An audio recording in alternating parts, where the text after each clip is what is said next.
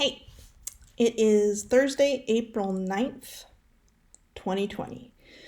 And I have been exercising. I'm trying different things. I did some jump roping, which was exhausting but kind of fun in a way because it was challenging and took a lot of focus. I The other day, my daughter and I went for a walk in the woods, and it was nice spending some time with her, and it was nice getting outside and in nature. But for some reason that I'm not quite sure what it was, when I got back to the office afterwards, I just felt kind of sad and maudlin. I'm not sure. Um, I did see a neighbor of ours from a ways away, and he didn't see me. And my daughter suggested calling out to him and trying to talk to him a little bit. Um, I told her that I had to get back to work and I didn't want to get involved in a conversation, but actually, I was sort of afraid that if I made contact of any kind, that I would just kind of break down. Uh, everything, right? Like so many things can set me off. And maybe you too, I don't know. Um, Yesterday I was really low energy and did not want to go for a walk at all. So I remembered I used to subscribe to this mailing list for something called Fly Lady, and Fly Lady is mostly about cleaning and how to clean your house efficiently and without making yourself crazy. And it's a pretty good system. But part of it was that she always encouraged you to schedule what she calls 15 minutes of loving movement.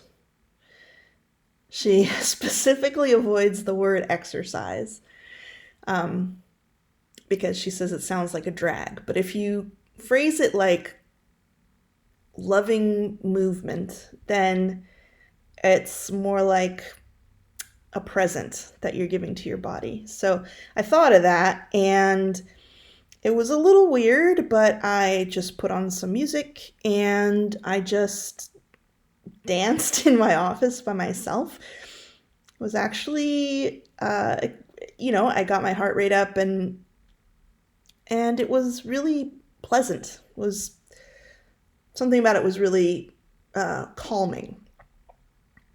So that might be something for those of you who can't stand the idea of exercise right now, but might want to try it. So the other thing that people always are telling me, and by telling me I mean forwarding every article I get forwarded, says something about how you need to keep to your routine and keep to a schedule in order to, help your mental health. And I've been frustrated by those articles because I have tried to do that. And when my schedule breaks down and I can't keep it up, I just feel bad about myself. So, and then I feel angry for the people who suggested the articles in the first place because, my reaction was, this doesn't work, or this doesn't work for me. Um, but I thought about it some more, and the thing is, I really like making schedules and plans. It's fun. It helps me feel organized and more in control. So I did something new this time, which is I made a schedule. I tried to build lots of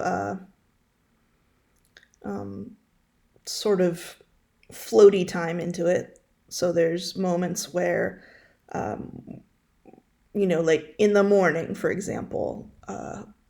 My morning plan after doing my morning routine is to hang out with my kids in the same room for a couple hours and call it quiet co-working time. They'll get started on their schoolwork, and I will kind of do whatever I want as long as it's quiet. So maybe some days I'll feel like reading a book. Maybe some days I will be stressed and feel behind in work and I'll do work. Maybe some days I will work on some personal projects like this vlog, like editing content that I have been collecting on my camera and haven't gotten a chance to cut up and put back together yet. So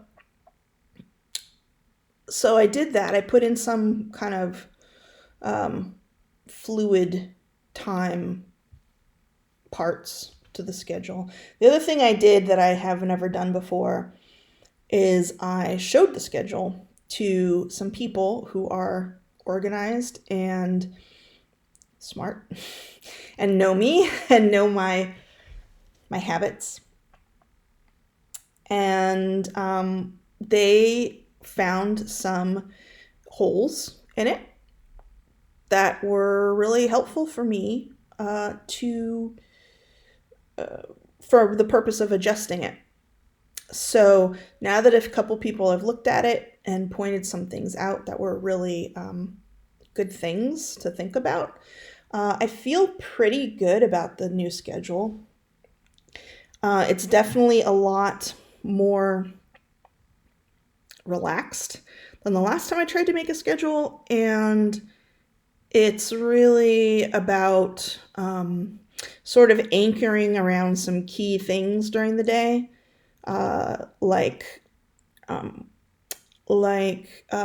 morning at 10:30, I do a check-in with some friends and we talk about what we're going to work on that day. That's a great anchor because it gets me started working. And then another anchor is time between 1 and 3 p.m. That is going to be my time to socialize with my kids in the middle of the day. And 6 p.m. is when I'll stop working. So I feel pretty good about it, and we'll see how it goes. But as a result of making the schedule, just making it made me feel better, like more on top of things. Like maybe heading in the direction of some kind of normalcy until the next thing happens, and then I'll have to readjust. But kind of anticipating that there will be a next thing that will happen, and it will turn everything topsy-turvy. And if I can kind of accept that to begin with, then when my schedule gets blown up, maybe I'll be a little bit kinder to myself and just pick up the pieces and reorganize them. Yeah. The only high interest news tonight that I saw was that Santa Cruz County is completely shutting down all recreational areas. We have a lot of recreational areas: trails, paths, campgrounds, beaches, bike paths that go to the beach, dog parks, skate parks, everything. Pretty much anything fun outside is closed down through April 15th. From my understanding, the idea of that is to we get a lot of tourist traffic in Santa Cruz, and I guess around this time is one of the times we get a big influx. So that's to keep everyone away.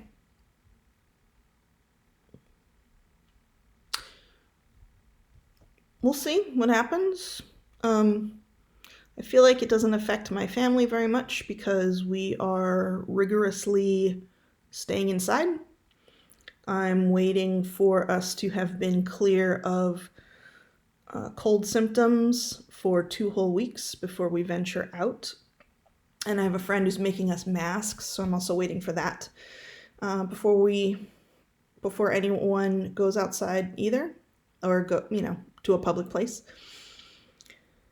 Yeah.